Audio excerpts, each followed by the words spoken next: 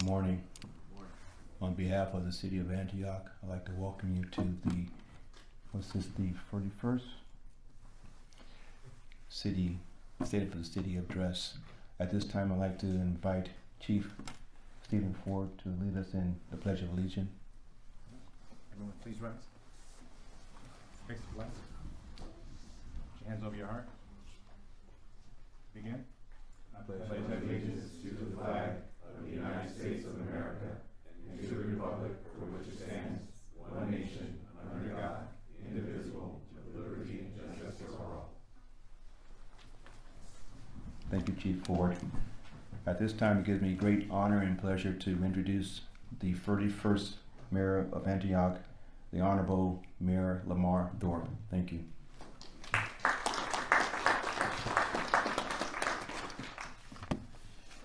Okie dokie. Well, thank you everybody for joining us here today, and thank you for those who are joining us live on our social media outlets. And it's so good to see so many familiar faces and and especially those from our city staff. I specifically want to thank our city attorney for being here, Mr. Thomas Lloyd Smith. I'm actually very nervous today. And I'm very nervous because it's no small thing to 150 years after our founding to be standing here as your mayor. And so I don't want to take this lightly. This is an important moment for our city. And so I apologize for my moment of my senioritis there. I also want to thank some of our department heads who are here with us today. Mr. John Samuelson, our Public Works and Engineering Director, thank you for being here with us today. Brad Helfenberger, our Parks and Recreation Director. Nikki Mastay, our Human Resources Director. And of course, our Assistant City Manager, Rosanna Bayon-Moore. And there are others who could not make it here today. But we certainly know that they send their great support. I've lived here for about 10 years, and in those 10 years, I've seen a lot of change. I was here when Councilwoman Monica Wilson was here. When Councilwoman Monica Wilson was elected to the Antioch City Council. And so she was the first African American woman to be elected, and we had such great pleasure. You're asking me to leave? Mayor, you want me to leave? What did I do? What did I say? Have a good day, Mr. John. Okay, this is on record. I'm being asked to leave a public gathering. I've been a citizen for 20 years. I didn't say a word. I walked in. They asked me to leave. Okay? I do have an attorney. 3 attorneys, actually. And 2 police officers. And so the point I was trying to make was that I've seen a lot of change, and I've seen a lot of people come and go. But I've also seen one consistent hand be at the helm here at the city to truly fuel everything that is happening here today. And that's Dawn Merchant, our finance director. So I did not purposely leave her out. I wanted to give her a special recognition. Dawn joined us as an accountant in 1999 with a BA from Sacramento State. She later earned her CPA license from the State Board of Accountancy. Dawn was promoted to Accountant 2 and served in the capacity for a number of years. In 2006, she was named the Assistant Finance Director, followed by the appointment to Director of Finance in 2007. So Dawn has seen us through the good times, has been here through the very, very, very bad times, especially during the 2008 recession, and is still with us today. Every department head that I know and mentioned earlier is either brand new or has been here for a short time. But not Dawn. She has been here, again, as I said, through the good times and the bad times. And so I wanted to specifically thank you, Dawn, for your stewardship of our dollars, for ensuring that the city was fiscally sound when it needed to be. And without you, we certainly would not be here today in a place where we have so much funding in our city, we don't even know what to do with it. So thank you, Donna. I want you to stand up, and I want you, everybody, to give her a round of applause.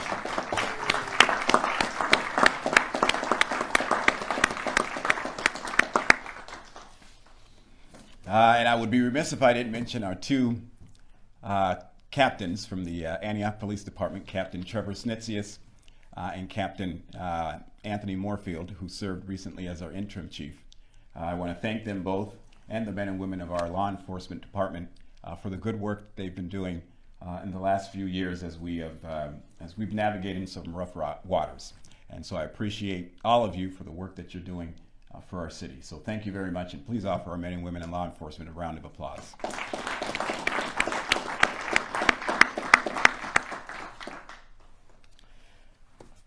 So thank you for being here today. I'm Lamar Thorpe, and I am the 41st mayor of the city of Antioch.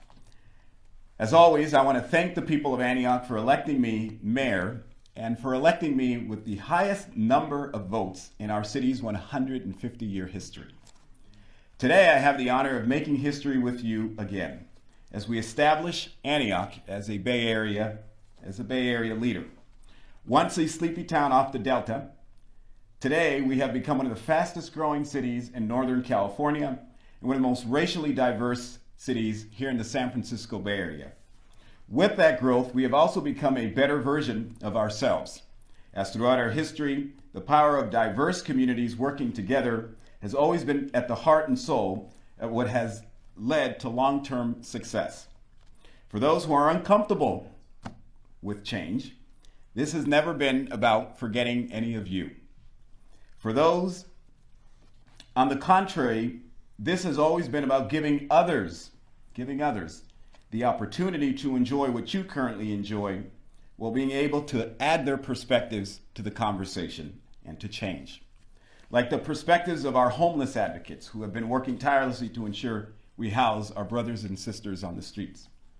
Young folks who mobilized during the summer of 2020 against police brutality.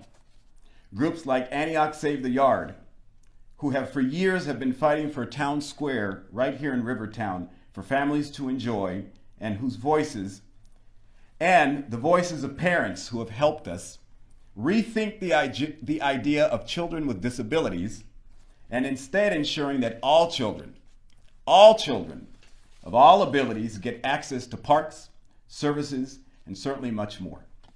These are a few examples of the voices and perspectives that have historically been shut out of City Hall.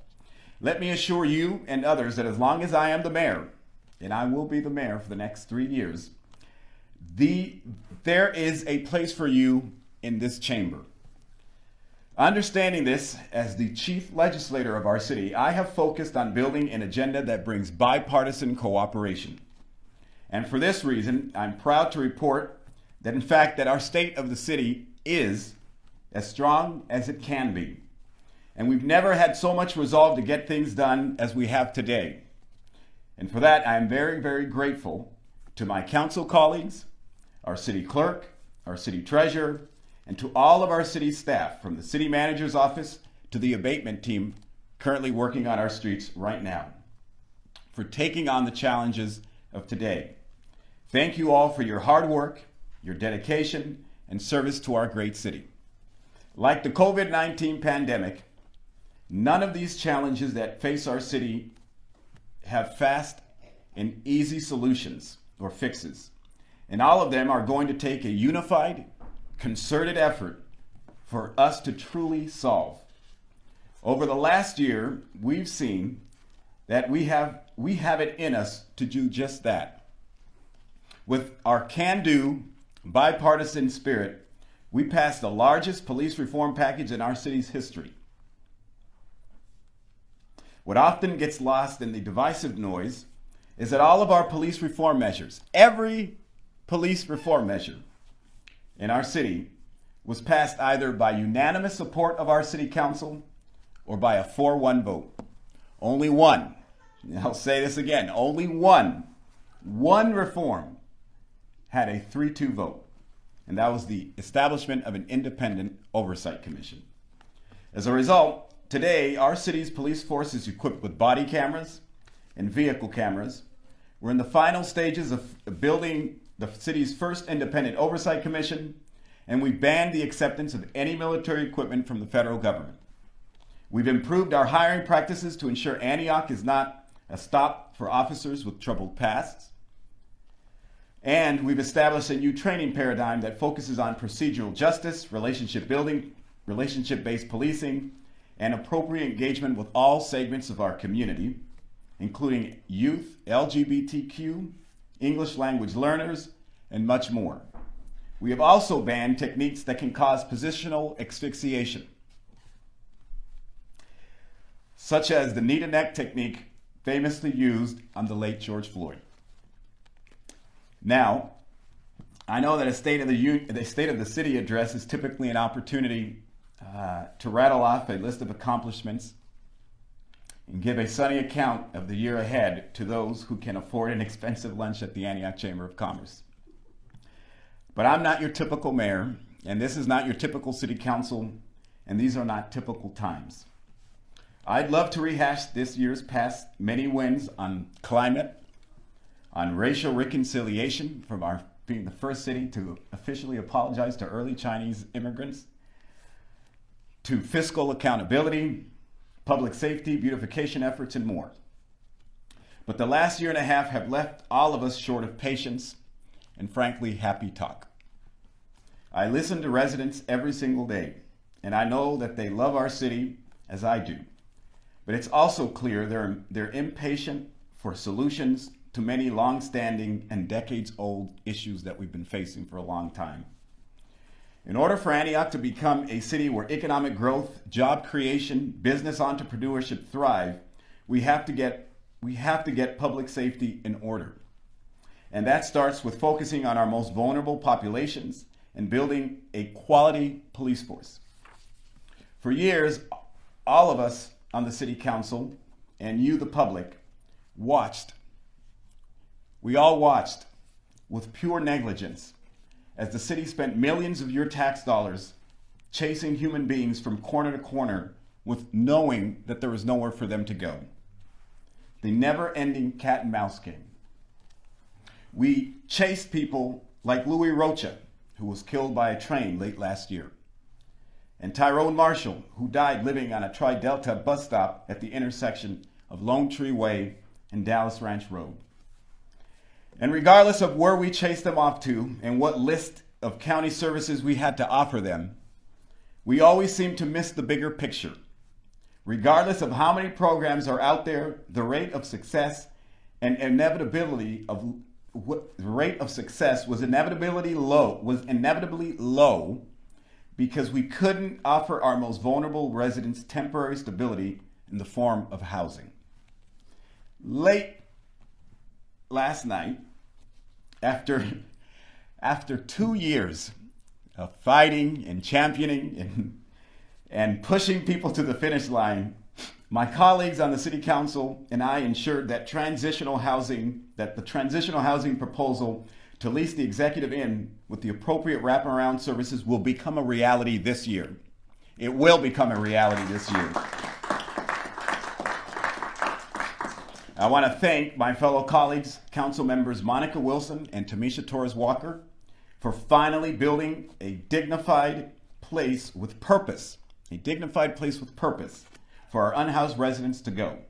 I also want to give special recognition and thanks to our assistant city manager for helping steward this policy along, our unhoused resident coordinator, Jasmine Ridley, and our friends at Focus Strategy for their tireless work on this key issue. In June of this year, we officially embarked on securing a contract with the city's first, and Contra Costa County's first, non-police mobile response team called the Antioch Cares Team. This is the crown jewel of our Phase 1 police reform efforts, created largely because of the advocacy work of Councilwoman Monica Wilson of District 4, and propelled to the forefront after the in-custody death of Angelo Quinto. I'm proud to say that this reform earned unanimous bipartisan support by the entire City Council. Transitional housing, along with our new non-police mental health crisis response team, would dramatically transform our public safety efforts for the good. As a result of these and other new initiatives the city is embarking on, Councilwoman Torres Walker came to me during our budget process with the idea of starting a new department. I'll be honest, I thought, okay, at this point, what will really upset the status quo is by moving things around internally, adding new budgets and line items, adding new staff, and adding a new department head. And we all get comfortable in our ways, so I know this type of change can create anxiety. And as Councilwoman Torres Walker described the new department conceptually to me, all I could think to myself was either she really, truly in her heart believes this, or she really wants me to get recalled. Well, last summer, we embarked on developing a new public safety and community resources department, championed again by Councilwoman Torres Walker.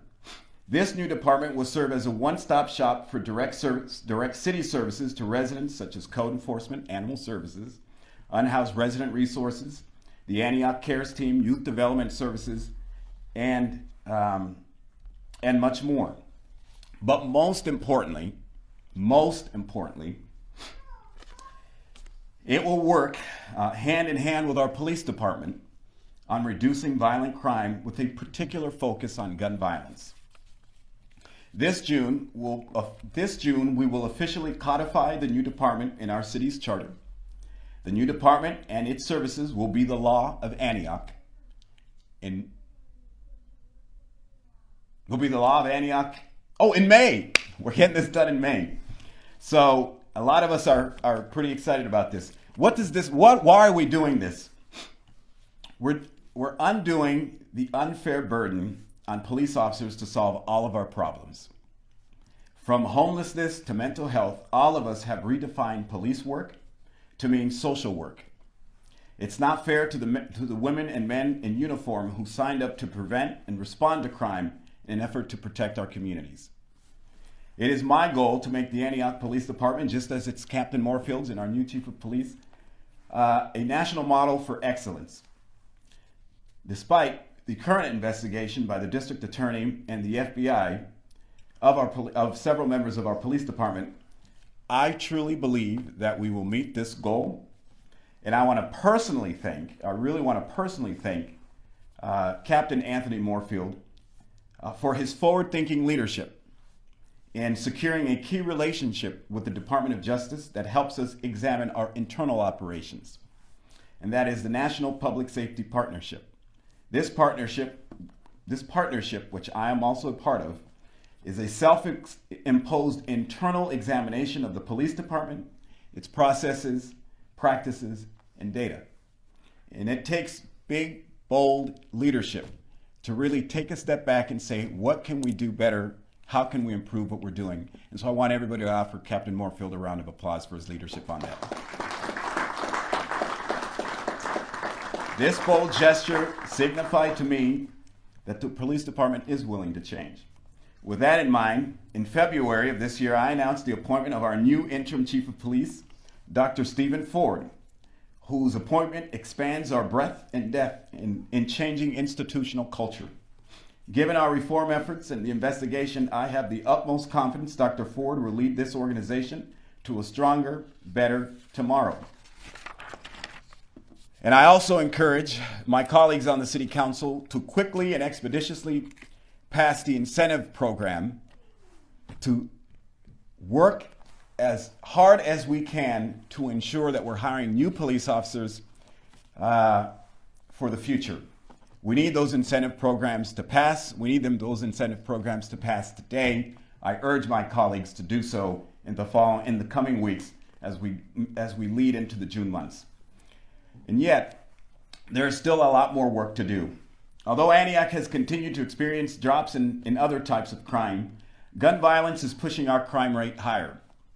Last year alone, more than 500 illegal weapons were seized by the Antioch Police Department on our streets.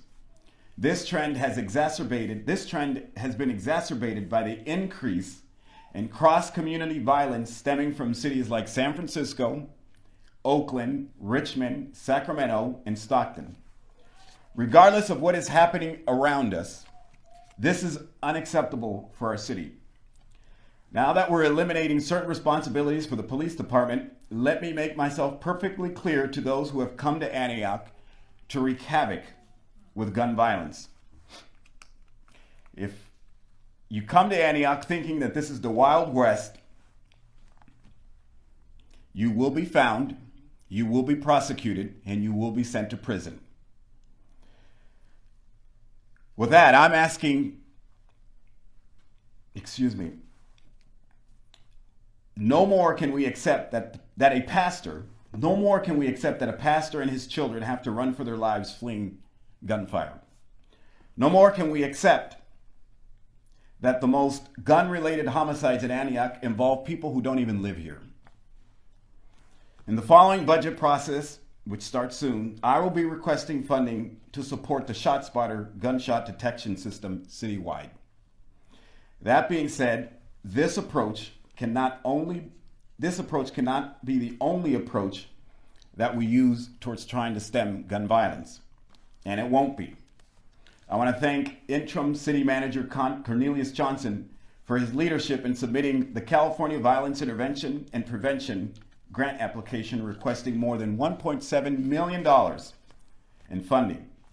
This funding will support our violence interruption efforts and build the critical infrastructure needed for the new Public Safety and Community Resources Department. We have recently learned that our application has moved to the next level, and so let's all cross our fingers and make sure that at that final level, our application is accepted and that we do in fact receive the funds to help curb gun violence in the city of Antioch.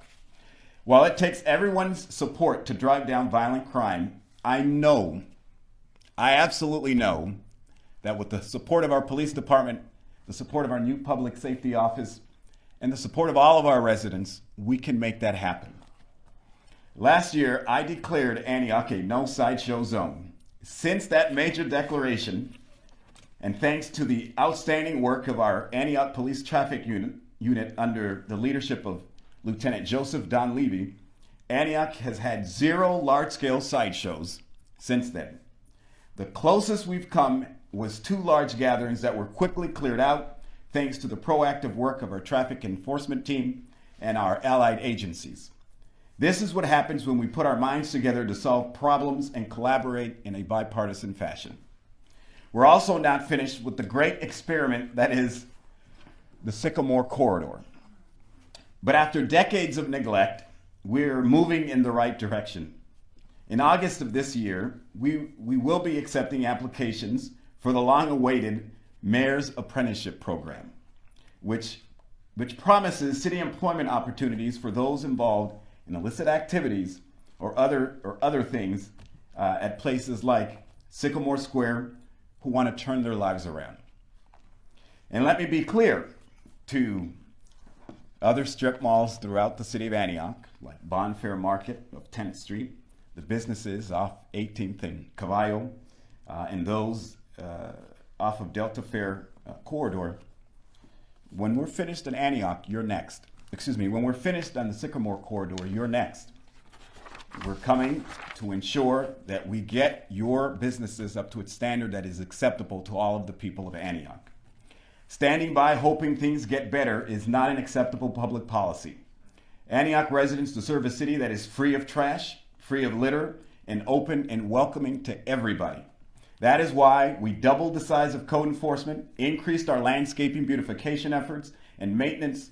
Most recently, we decided to increase the frequency of our street sweeping program from 1 to 2 times a month and weekly on major thoroughfares intersecting with Highway 4. In addition, we'll be installing street sweeping signs that prohibit parking on street sweeping days, and this will ensure that we have a better quality sweep and, of course, that we're better able to identify inoperable or abandoned vehicles throughout our city. As we embrace diversity in the city of Antioch today, children of all abilities will have a place to call home, thanks to our investments we're making in parks, playground structures, and new recreational programming that are accessible to all Antioch kids.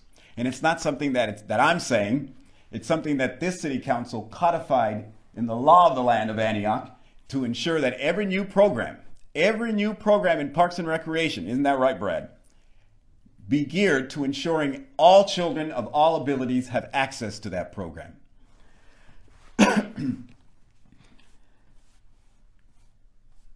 I'm also excited that we're moving in a direction that supports the creation of a new town square at the old Beatty Lumber Yard at 2nd and 3rd Streets, and a new Veterans Park walkway off of L Street between 4th and 7th Streets. In addition, we're restoring the Hard House for use for City Council and the community. For those who may not be familiar with the Hard House, this is Antioch's first mayor's home. And it was the place where 150 years ago, the Antioch City Council had their very first meeting. And so it's history that is sitting there wasting away as we've neglected it for a number of years. So as we work to restore that building, the Antioch mayor's first house, Roswell Butler Hard, we're proud of what that will symbolize for our city moving forward. While we were and still are an imperfect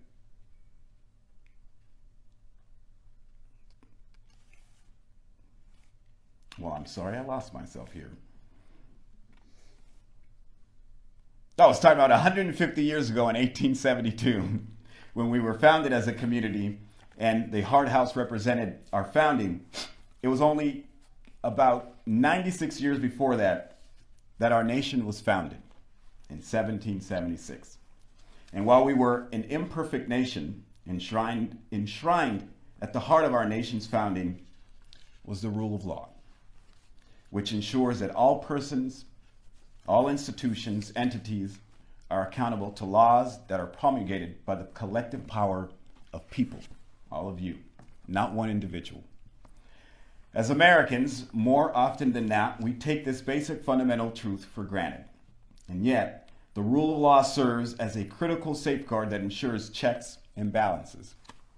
This is what has prevented, in my opinion, some of the most egregious ideas from taking shape during the last presidency, including the idea of bombing Mexico and the attempt to undo the 2020 presidential election, which led to the January 6th insurrection of the U.S. Capitol.